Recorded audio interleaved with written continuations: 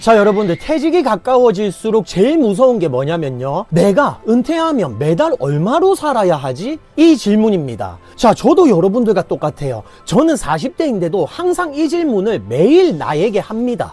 통장에 돈이 조금 있더라도 이건 각 잡고 연금 계산을 안 해보면 도대체가 현재 내 자산으로 은퇴는 가능한지, 한 달 생활비는 얼마나 편성을 해야 할지 전혀 가늠도 못합니다. 특히 국민연금, 퇴직연금, 개인연금이 각각 따로 놀고 있으면 내가 상위 등급인지 부족한 구간인지 감도 안 와요. 자, 오늘은 어렵게 말 안 하겠습니다. 내 노후가 안전한지 아니면 지금 당장 손봐야 하는지 딱 계산해보는 기준을 쉽게 알려드릴게요. 자, 이건 저의 금융 자격증이고요. 저희 부모님께도 물어보고 통계청과 국민연금관리공단의 확정 데이터 2026년 추산치를 바탕으로 냉정한 숫자를 통해 여러분의 현재 위치를 점검해 보고자 합니다. 여러분들의 연금 준비는 현재 상위 몇 %의 위치에 있을까요? 오늘 영상을 끝까지 보신다면 단순한 자산 순위를 넘어 진짜 노후의 안정을 결정짓는 결정적인 기준을 발견하실 수 있을 거예요. 영상 시작 전에 구독과 좋아요 꼭 눌러주시고요. 알림 설정으로 보다 빠른 재테크 정보 받아보시기 바랍니다.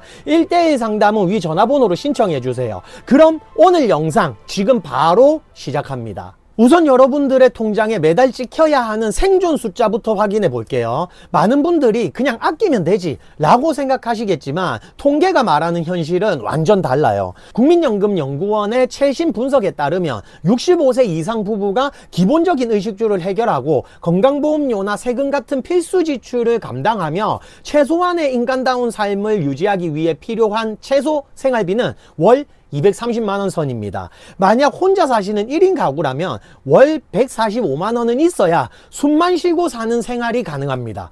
이것도 문화생활은 접어두고 최소한의 생존 생활비예요. 하지만 우리가 원하는 노후는 단순히 숨만 쉬는 것이 아니죠. 친구 경조사에 축의금도 내고 가끔 손주들에게 용돈도 지어주면서 1년에 한두 번 여행도 가는 적정 생활비는 부부 기준 월 324만원, 1인 기준 월 200만원으로 짓게 되었습니다. 만약 이 금액을 넘기셨다면 일단 대한민국 평균 이상의 안정권에 진입하신 거예요. 하지만 이 금액에 미치지 못한다면 그 격차는 고스란히 노후 파산의 위험으로 쌓이고 있다는 뜻이에요. 이게 무서워서 저는 40대인 지금 나이에 꾸준히 연금 준비를 하고 있습니다. 자, 각설하고, 그렇다면 실제 대한민국 시니어들은 얼마나 벌고 있을까요? 소득 구간별로 아주 구체적인 현실을 들여다볼게요.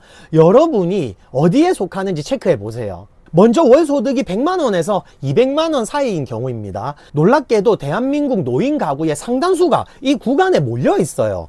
부부가 기초연금을 받고 남편의 국민연금 일부를 합쳐서 근근히 생활하는 구조인데요. 이 경우에 앞서 말씀드린 최소 생활비인 230만원에 미치지 못하기 때문에 저축을 헐어서 생활비에 보태거나 자녀의 용돈에 의존해야만 합니다. 아프지 않으면 그나마 다행이지만 병원비라도 지출되는 달에는 가계경제가 급격히 흔들리는 살얼음판하고 같아요. 이 구간 선생님들은 지금이라도 조금씩 준비를 하셔야 해요. 자, 다음은 월소득 200만원에서 350만원 사이입니다. 이 구간에 계신다면 대한민국 중상층 시니어의 표본이라고 할 수 있어요. 부부가 맞벌이로 국민연금을 오랫동안 부었거나 은퇴 후에도 소일거리나 재취업을 통해 근로소득을 보태고 있는 경우가 많습니다. 밥 걱정은 없지만 물가가 오르는 게 무섭고 해외여행은 큰맘 먹어야 갈 수 있는, 이게 약간 부족하지는 않지만 풍족하지도 않은 상태예요. 이제 시선을 조금 더 높여볼게요. 월 소득 350만원에서 500만원 사이입니다. 통계적으로 이 구간부터는 어느 정도 여유 있는 노후로 분류됩니다. 이 정도 현금 흐름을 만들기 위해서는 국민연금만으로는 불가능하고요. 공무원연금이나 군인연금 같은 특수직역연금을 수령하거나 젊어서부터 들어둔 개인연금 혹은 상가나 오피스텔에서 나오는 월세 소득이나 주식 투자로 매월 월급처럼 따박따박 나오는 배당금 등이 더해져야 가능한 숫자입니다. 이 구간에 계신 분들은 자녀에게 손 벌리지 않고 오히려 자녀를 지원해 줄 수 있는 경제적 주도권을 쥐고 있는 계층이에요. 마지막으로 월 소득 500만원 이상인데요. 이 정도면 대한민국 상위 10% 이내 드는 부유층입니다.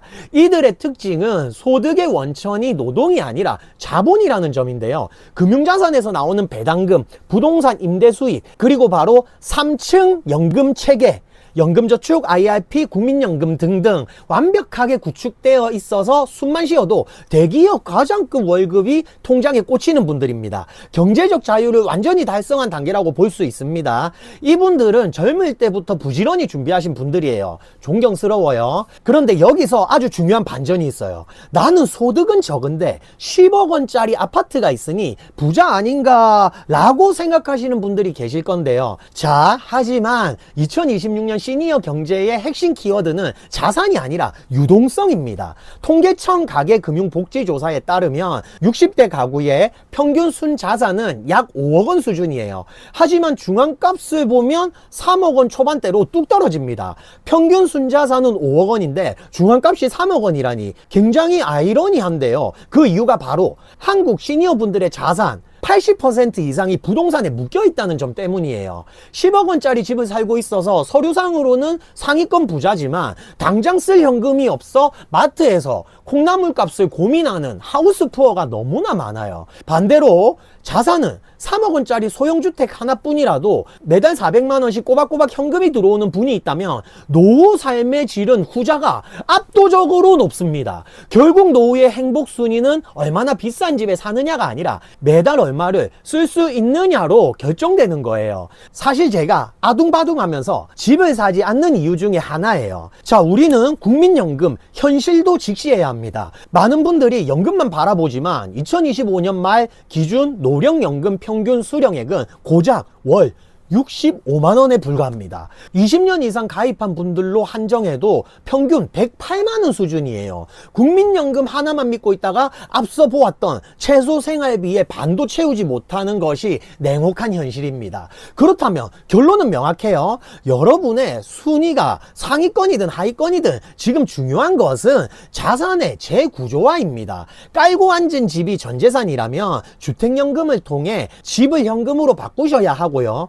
은행 예금에만 돈을 넣어 두셨다면 배당주나 채권으로 돌려 매달 이자를 받는 구조를 만드셔야 합니다.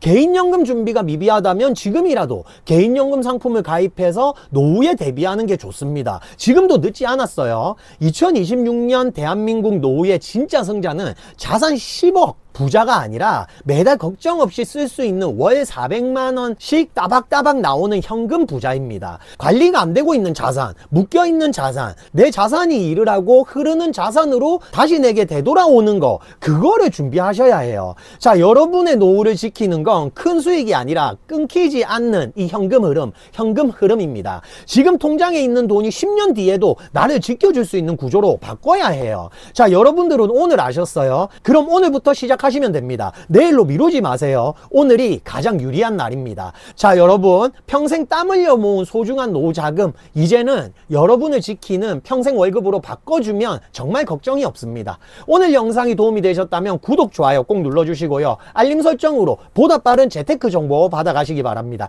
1:1 상담 신청은 위 전화번호로 신청해 주세요. 여러분의 평생 월급 설계 끝까지 함께 하겠습니다. 감사합니다.